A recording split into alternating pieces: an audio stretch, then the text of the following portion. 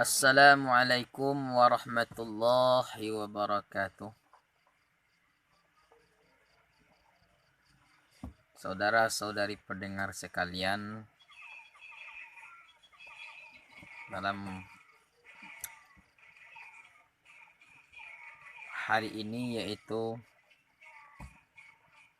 bikin video tentang masalah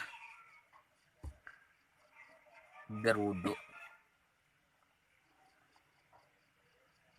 Terkadang-kadang orang yang akan melakukan sholat ada yang asal-asalan yang mengambil wudunya.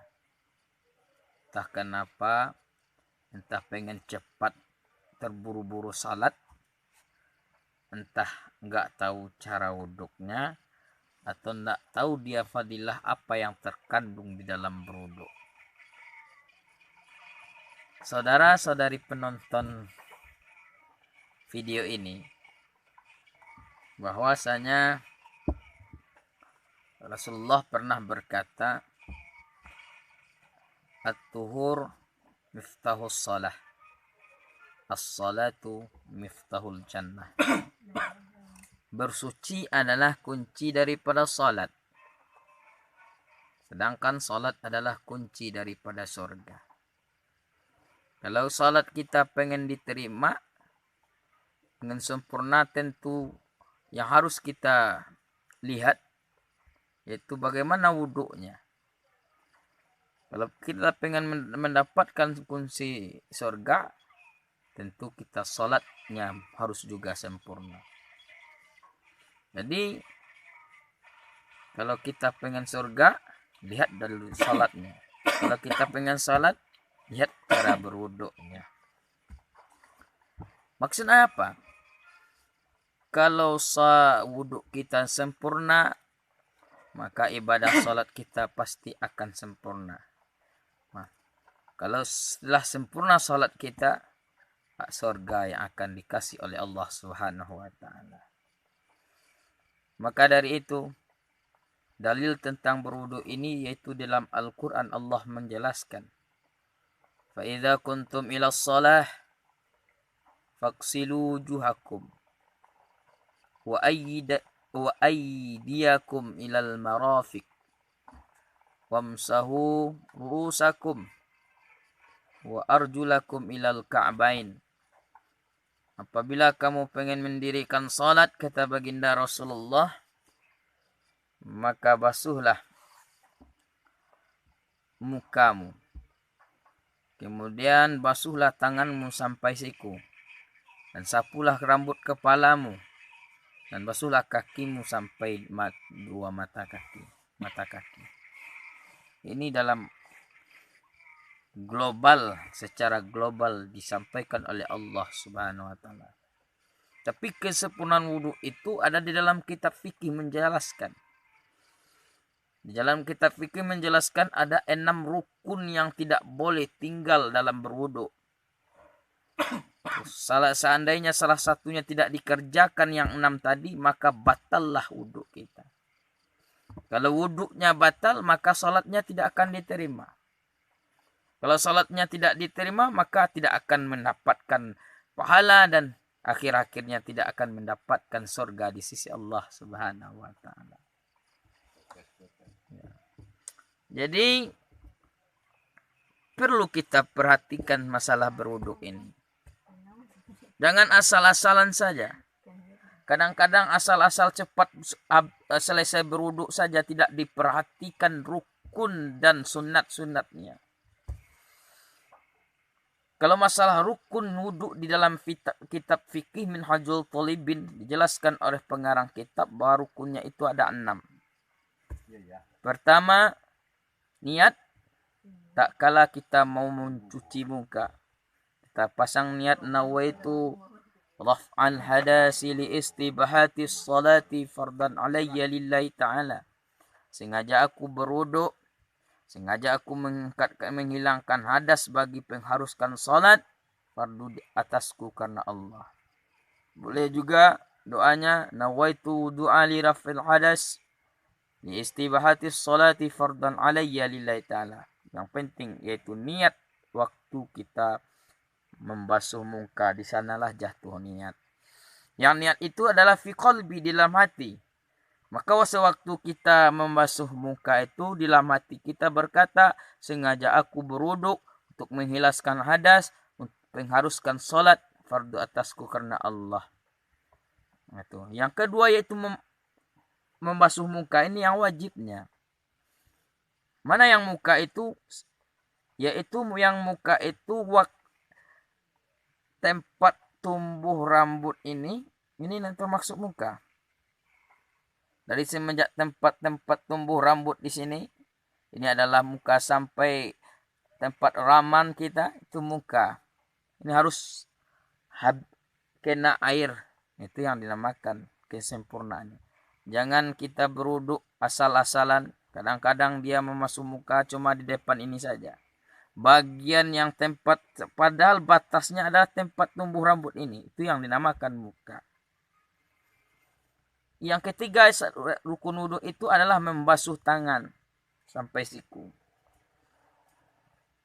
Yaitu mulai daripada tangan kita sampai ke siku itu harus kena air. Yang ketiga. Yang keempat yaitu menyapu bagian rambut kepala. Dengan menyapu kening saja seperti ini. Tetapi kita disapu rambut kepala itu sebagian, walaupun tidak keseluruhan, di dalam mazhab Imam Syafi'i sebagian saja telah sah, telah mencapai kesempurnaan daripada rukun. Setelah menyapu rambut kepala, membasuh kaki sampai mata kaki. Yang keenam yaitu tertib. Itu adalah rukun daripada wudhu. Ibarat makan, kalau rukun saja kita kerjakan, sama ibarat makan tanpa sambal. Bagaimana seharusnya?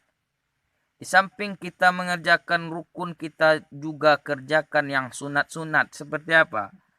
Membaca bismillah, membasuh dua telapak tangan, berkumur-kumur, masukkan air ke hidung, membasuh dua telinga.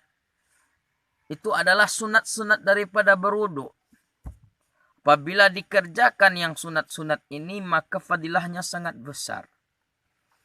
Kalau kita uraikan satu persatu, bahwasanya sewaktu kita membaca bismillah tak kala kita berwuduk, itu sangatlah tinggi fadilahnya.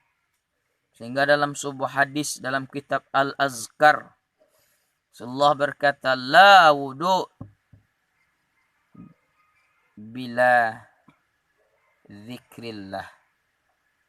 Tidak ada dinamakan wudhu kalau tidak mengingat Allah atau kalau tidak membaca bismillah.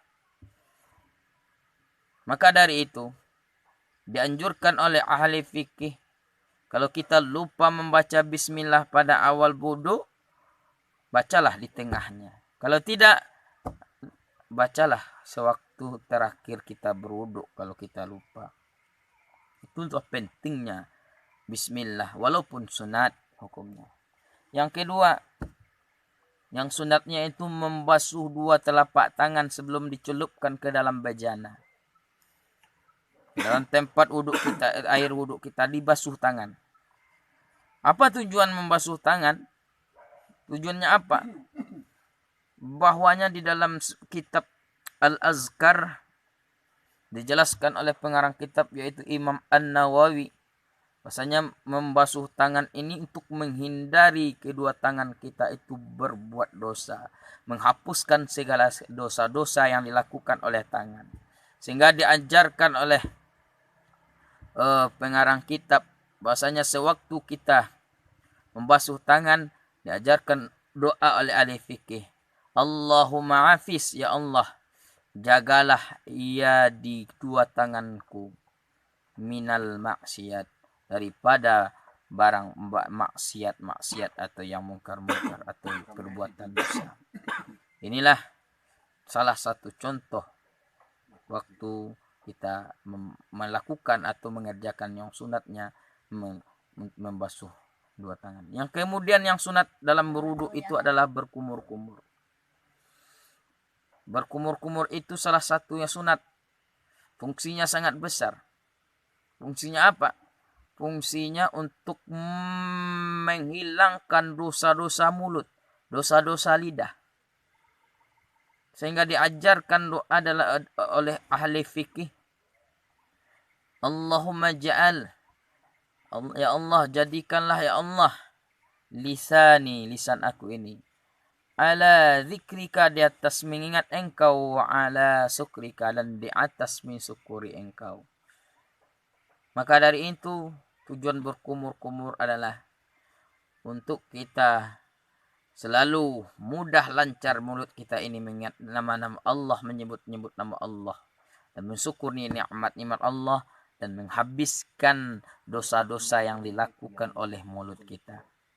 Terakhir, yaitu memasukkan air ke hidung. Yaitu jangan membasuh hidung, tetapi memasukkan air ke dalam hidung. Gunanya apa? Gunanya untuk menghilangkan kotoran, menghilangkan dosa hidung. Supaya apa nanti? Pada yaumil kiamah nanti kita menghirup atau mencium harum-haruman sorga atau bauan sorga. Sehingga diajarkan oleh ahli fikih, sewaktu kita membasuh hidung, bacalah Allahumma la tahrim raihatal jannah. Ya Allah, jangan engkau haramkan bauan sorga kepadaku. Karena itu saudara-saudari sekalian, jangan berwudu itu asal-asalan. Sekian dulu, mudah-mudahan bermanfaat. Assalamualaikum warahmatullahi wabarakatuh.